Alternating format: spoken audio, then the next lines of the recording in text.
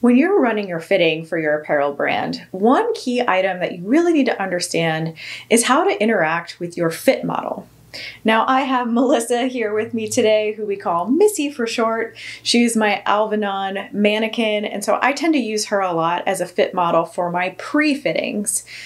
So what that means is that I throw a lot of garments on her before I've actually put it on a real body, but after I've measured it and looked at all of the construction and details.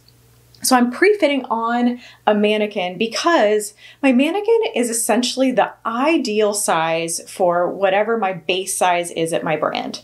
So Missy is a perfect medium for us here at Unmarked Street. So we use her for all of our pre-fittings to look at proportions, where all of the seams are located, any of the details, how are the lengths fitting on the body, on an ideal body. What we then want to do when we get into a fit session is work with a live person, because at the end of the day, Missy can't really tell us anything about the garment. And you could, in between, try it on maybe a few team members. If you're the ideal size, or at least you fit in the right base size, you could try the garment on yourself and understand what might be wrong with it or where it doesn't feel very comfortable. But Missy's not going to be able to tell you that information. She's only going to be able to indicate to you where you see glaring results. So when you bring in a fit model, what you first want to do is set up some ground rules. It is best industry practice to first let your fit model know that you are going to be touching them. So if they're uncomfortable with that in any specific area, that they can voice that to you right off the bat. Another thing that you want to do with your fit model when they first come in the room is take all of their major body measurements every single time that they come in. Now, this is a process that often gets overlooked during a fitting, and so taking model measurements can be something that often gets forgotten. I think if you can just do it once a month, you would still be in really good shape. But if you are trying to hit fitting excellence, what you would really do is measure your model every single time so that you can tell if a portion of their body has grown or shrank from the last time you saw them. And the reason we need this information is because if a garment is fitting super tight in a certain area, but your model's body measurement is larger than your ideal body size chart on your online shop, then what you can do is account for that and make sure you're not pinning too much out or letting too much out during your fitting just for their body. You need to know where the anomalies are, so measuring them as often as you can and understanding their body. Maybe they have wide shoulders, maybe they have narrow shoulders, maybe they're shorter than the average person. Knowing all of that is really going to help you understand what you need to fix and what you can kind of ignore when you get into your fitting. If someone has really short arms but sleeve lengths are always long on them, it should be that way, right? So you wouldn't want to then adjust the sleeve length to be shorter because your average typical person isn't going to need that or want that.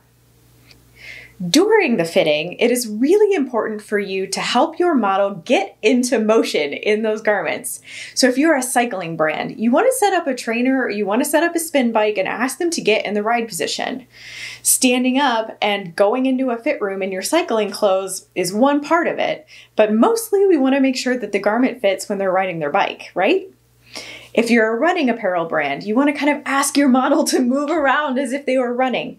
Is there anything that they notice that's glaring? Is there anything that's really uncomfortable when they're moving? Maybe you're a yoga brand, and so asking your model to get into a few poses might be totally appropriate.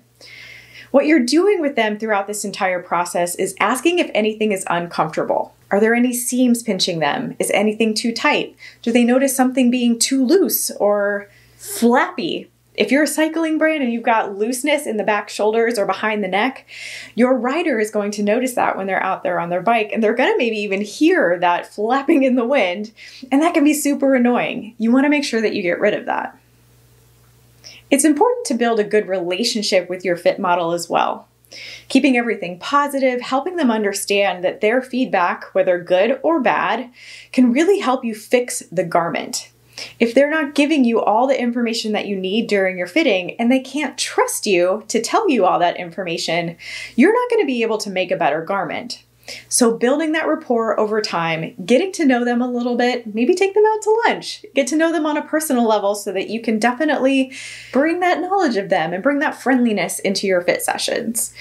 The more that they get to know you, the more that you get to know them, the better trust that each of you are going to have with each other, and your fittings are going to run a lot smoother. If this video was helpful to you in any way, I ask that you please like and subscribe here on YouTube.